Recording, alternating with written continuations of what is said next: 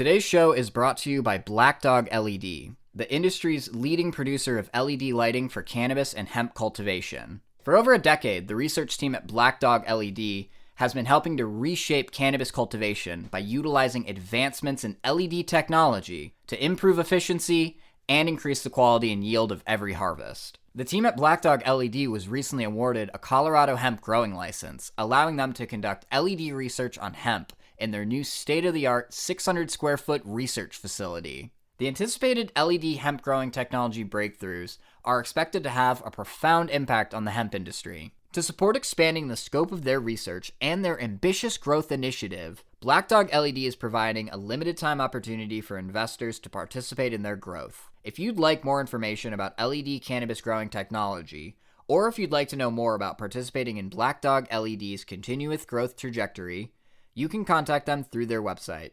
www.blackdogled.com. That's www.blackdogled.com. Black Dog LED, advanced LED technology that provides horticultural innovations.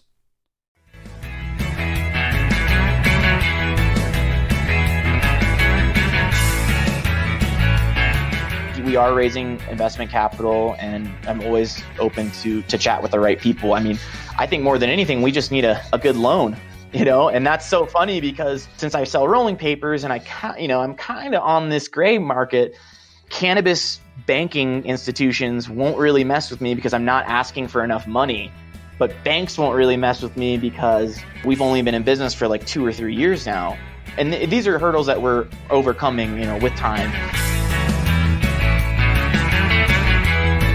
From MJBulls Media, it's the Raising Cannabis Capital Show.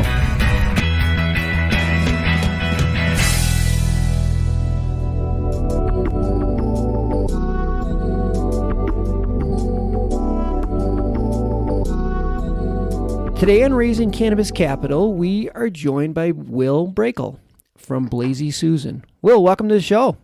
Hey, Dan. Great to be here. Thanks for having me. Yeah, this is going to be fun.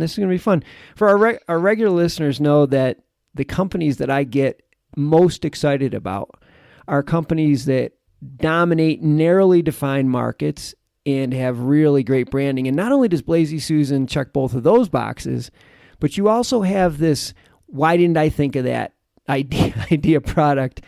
I'm going to set the stage for I'm probably steal some of your thunder here, but I'm going to set the stage for our listeners. Picture, you have an apartment with a bunch of your buddies and your coffee table is just like cluttered with all your cannabis paraphernalia. And now you picture that same coffee table with everything organized on this spinning tray, Blazy Susan tray for cannabis. That's what we're talking about here. How did you come up with this idea? Yeah, so the Blazy Susan, it was almost like that exact same scenario, except there was no Blazy Susan. I moved to Denver, came from VMI, went to a military college, and there we had a rule book that was like 70 pages thick of how our room had to look by picture, by drawer and everything.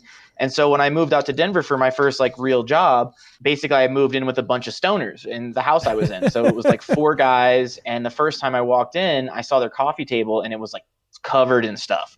Also things that I had never seen before, like, volcanoes and all these very cool smoking of devices. So to me, it was kind of like, wow, they have everything that I, had looked at, I've heard about, but wow, it looks awful. I mean, it's a mess.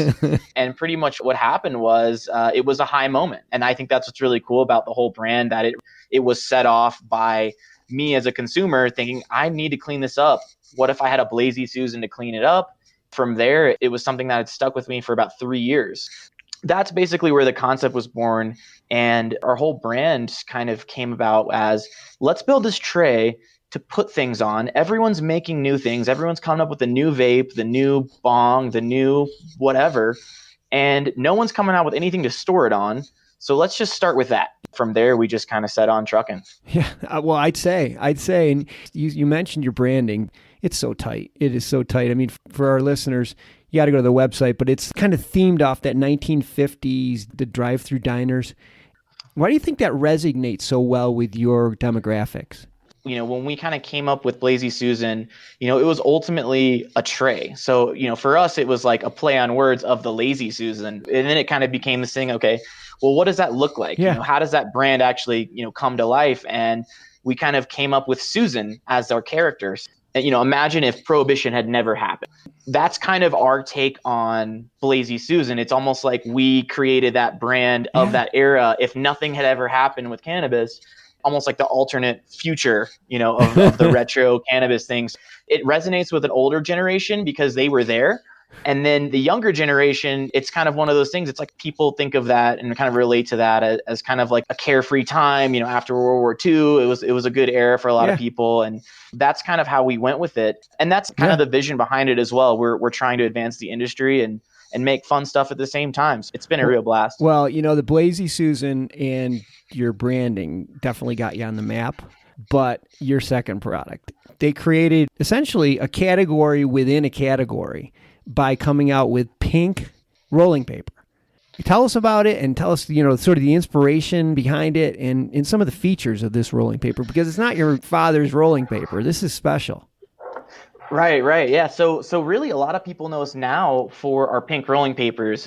Again, it's kind of crazy how this happens. These ideas just sort of came to me, and I just was thinking one day and was like, why don't we make a pink rolling paper? There's not a rolling paper brand for women really out there. And that's where it all kind of started. Once we found the paper, we just started sending it out. I got 2 booklets of it, and I was taking them out sheet by sheet and just I was sending people like 2 sheets of rolling papers in an envelope. And basically what happened was we had crazy feedback. One of the other things about the paper is that we donate back to breast cancer. So my mother's a breast cancer survivor.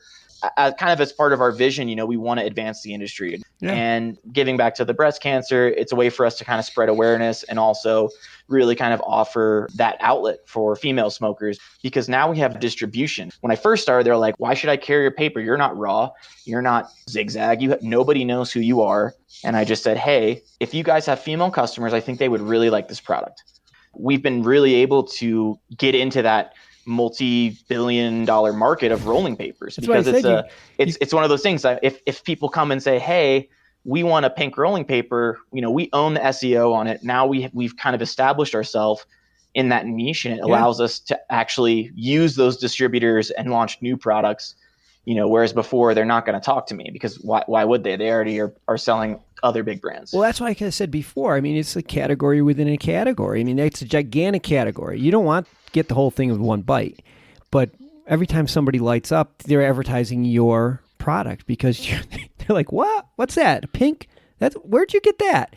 And that's how it all starts. Let's talk about what's next.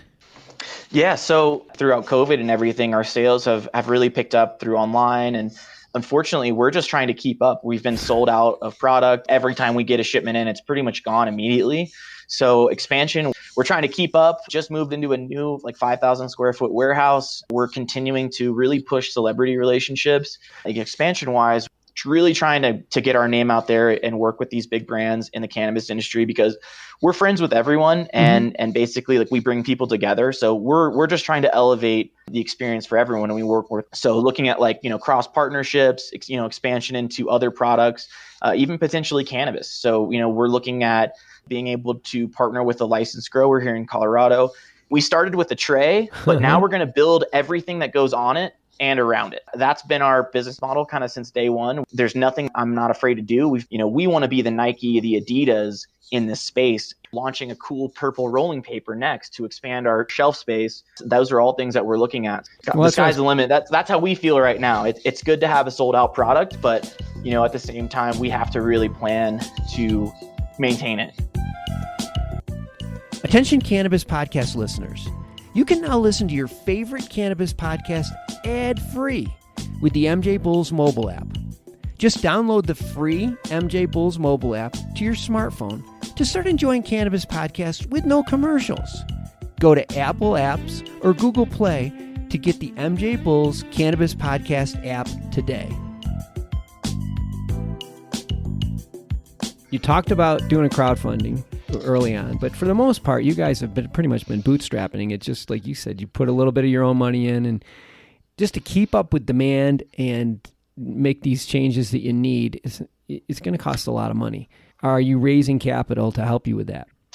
Yes, so currently we actually are finishing our second real round. We're going to be raising at a 1.875 valuation, and we've got about $50,000 left in our round. So Wow.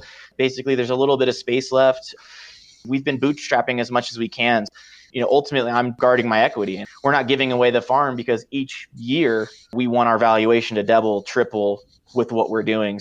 Ultimately, that's our goal, and the public market's the best place for that in 2 or 3 years, and then that might be the move. We are raising investment capital, and I'm always open to chat with the right people. I mean, I think more than anything, we just need a good loan, Yeah. And that's so funny because since I sell rolling papers and I'm kind of on this gray market, cannabis banking institutions won't really mess with me because I'm not asking for enough money. But banks won't really mess with me because we've only been in business for like 2 or 3 years now. Yeah. And these are hurdles that we're overcoming, with time. Ultimately, we have great margins on our product. We could grow our rolling paper business into several $1 million a year because of the margins we have. So we're priming that pump and trying to keep up with demand. And that's really kind of where we're at in our company. We have a warehouse, and now we need to fill it with product. And Yeah. I need to sell that warehouse 4 or 5 times a year, and we're going to get to that 7-figure mark, no problem. So yeah, we're going to have all of your information in the show notes and Blazy Susan's information in the show notes. So if somebody is, either interested in more information about maybe partnering up with these guys to license their Blazy Susan trays, or if you're maybe interested in talking to them more about investing or loaning them money, just check out the show notes or go to MJBulls.com and you'll have the information there. Will, a lot more to talk about. We'll have to do this again. Great having you on the show, though. Yeah, thank you, Dan. Really appreciate your time, man.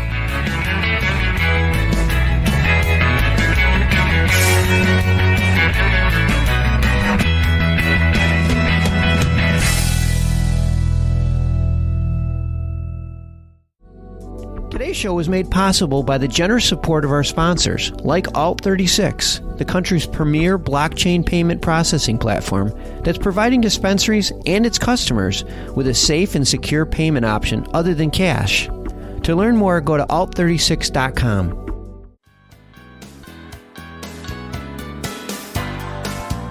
This is Joy Beckerman, and I want to invite everyone interested in the silver bullet of cannabis reform to tune into Hemp Barons on Wednesday, August 12th for the first of a critical 3-part series on the bedrock of near global cannabis prohibition, which is actually at the International United Nations level, and it's a global treaty called the 1961 Single Convention on Narcotic Drugs.